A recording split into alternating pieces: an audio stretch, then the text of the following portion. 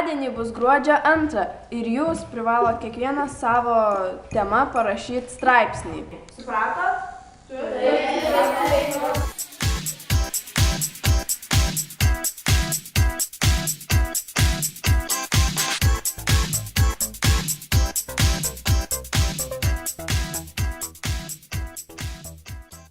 Gerbiamas Kotrynos ir Adelės tėti, jūs atvežėte ir surinkote daugiausia buitinių atliekų. Kaip jums tai pavyko?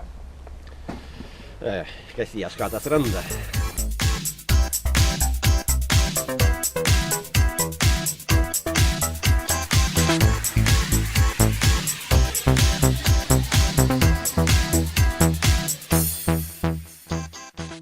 Galvojau, galime sukurti testą su paveikslėliais. Liks idėja, bet kokie paveikslėliai? O ir kokia tema? Galbūt gyvūnai? Gyvūnai? Iškart kėlės kupranugaris. Pradžia gera, o kas toliau? Pavyzdžiui, zebras. Jis ar juodas su baltais dryžiais, ar baltas su juodais dryžiais? Manau, to nieks neištyrė, bet pradžia gera.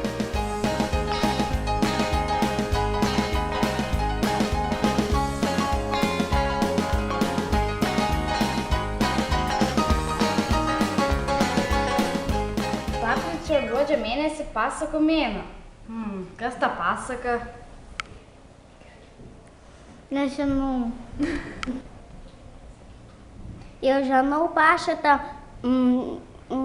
mamą, tetę, mačiutę ir Šanelę.